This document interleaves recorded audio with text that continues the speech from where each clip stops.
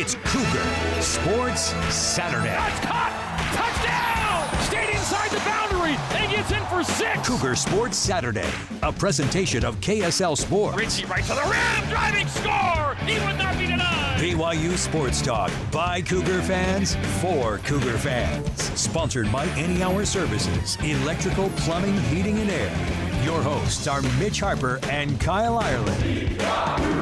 On Utah's legacy home of the Cougars, KSL News Radio, 102.7 FM and 1160 AM. It's hard to believe it's already the penultimate week of the regular season, second to last game for BYU football this year. The football seasons go in the blink of an eye, and game number 11 tonight, BYU and Cincinnati live here from the Queen City. Mitch Harper, Kyle Ireland with you. And Cougar Sports Saturday is sponsored by Any Hour Services, electric, plumbing, heating, and air. It's a huge game tonight between the Cougs and the Bearcats. BYU comes into the game 9-1, number 11 on the season. And I like to think, too, the way that BYU played against TCU was really impressive and turned the corner for this BYU team. And then I see how TCU's playing right now early on against Houston.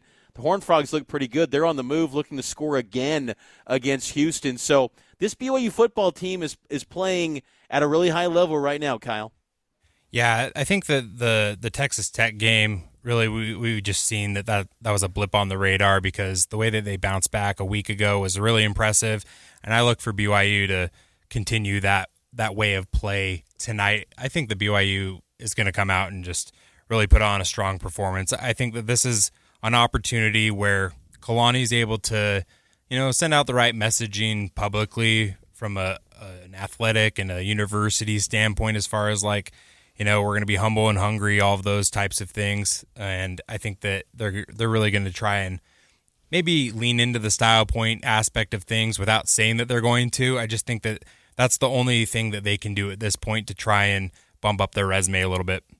Let's get out to the phone line and welcome in our next guest. He's a BYU great, a Super Bowl champion, a 3-time, one of the few players in BYU history, I think maybe the only one, 3-time all-conference performer during his time at BYU. He's a great Brady Poppinga. Brady, welcome on into Cougar Sports Saturday on this BYU football game day. How you doing, man?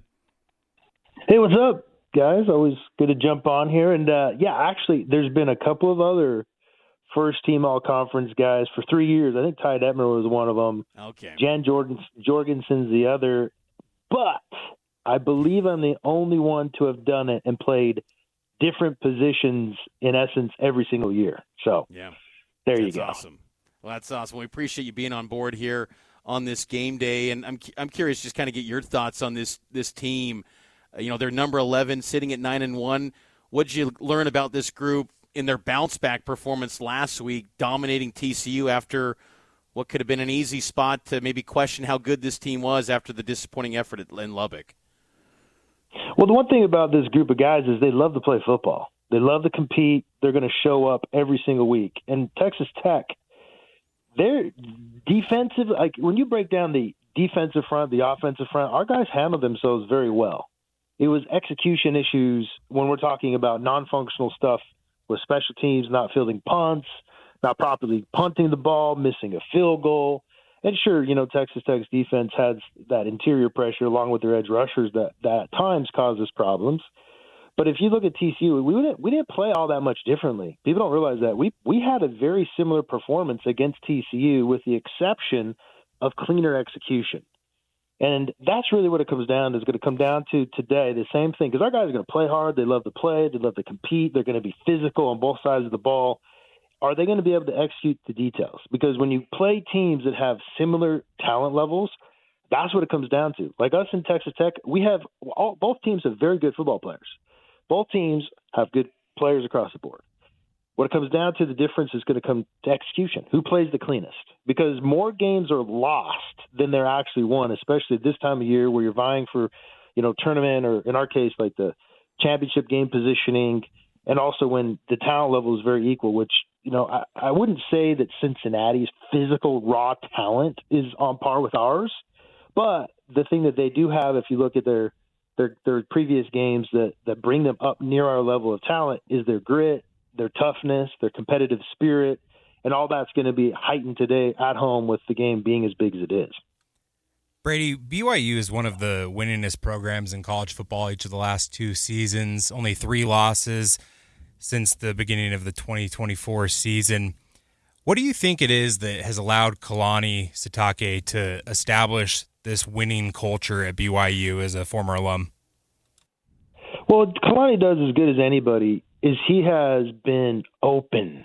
And Mitch knows it, right, Mitch? I was very vocal about a lot of the corrections that Kalani should have made early on in his tenure. I think I even made it on a lot of your radio shows with you and Ben Criddle. But he listens, and they revamped their strength and conditioning, and now that's like one of the best, I would say, in the country. It's an envy, I would say, of every team in the country right now, the infrastructure they have with how they've combined physical therapy with the training. And then as they entered into the Big 12 conference, he revamps his whole defensive staff, names Jay Hill the defensive coordinator, brings in Justin Anna, brings in Sione. And the first thing that I saw, Kelly, my brother also, the first thing that I saw when I was kind of embedded, as I've been embedded with those guys, kind of like a reporter / consultant, is how, even when they had their struggles in their first year in the Big 12, was how unified and in harmony the staff was. I'm talking like the vibes were really loose.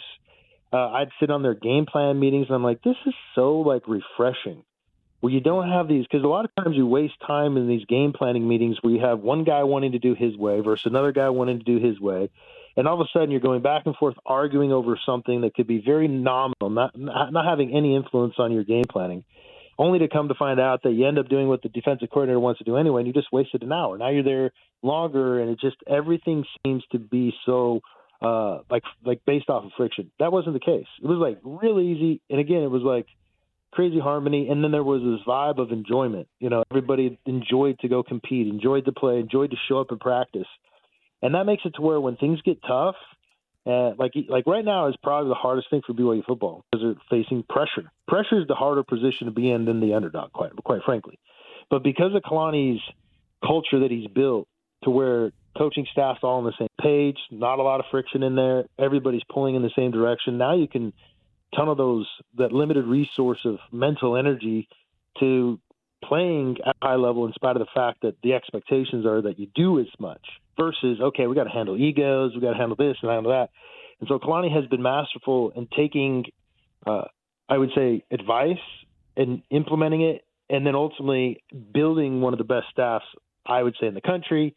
And I'm hoping that guys like Jay Hill stick around.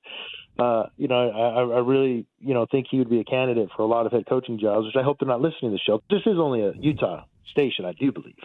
But yeah, he's done a heck of a job of assembling a staff that has been second to none, in my opinion, and they're only continuing to grow, and that's why you see the success they've had over the last 2 years. How optimistic are you? And again, talk with Brady Poppinga, BYU great, former Super Bowl champion here on Cougar Sports Saturday on KSL News Radio.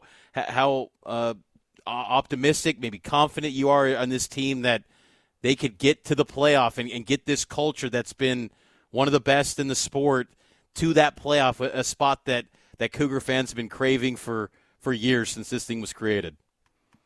Well, the beautiful thing is it gets to all be played out on the field. Yeah. And I mean, the reality is there's not many times in BYU football history. I think this is probably the first time in the history of BYU football where you can say that man for man, we have as much talent as anybody. And we're talking too deep. We're talking up in our front offensive and defensive lines. And so then the question is execution. So it comes back to that. If they and so I'm going to give you an answer that's not absolute, but it's based off of conditions. If we can execute clean and be as competitive as we're going to be, because these guys are competitive. Like I said, Kalani's built a culture to where it's just fun to compete and play under him and his staff. What you're going to see is these guys are going to be really tough to beat.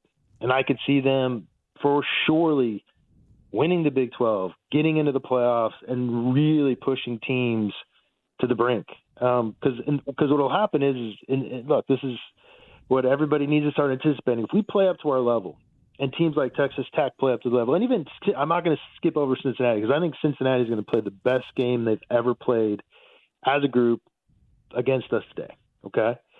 it's going to be tight, and it's going to be the team who can make that last play. That's really what it's going to come down to, and that's based off of execution.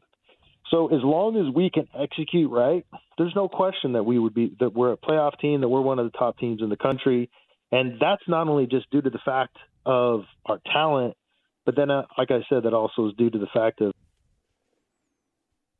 built for the team.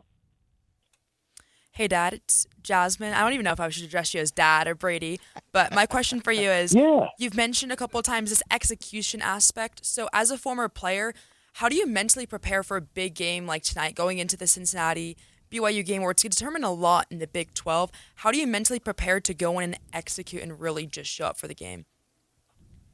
Oh, you're so cute. Oh, I just want to give you a kiss on your cheek right now, Jesse. You're just such a little cutie pie. So anyway. Answer the question, please. Yeah, the mental. Jasmine's awesome, by the way, Brady. She's awesome. She's the best.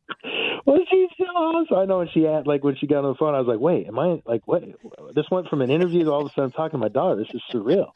No, but to answer your question directly, Jazz, you're just so cute. I just think you're adorable.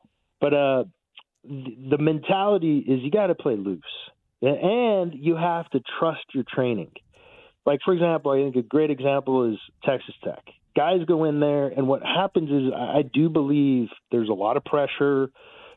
It's tough to go into these hostile environments, and you can get a little bit distracted.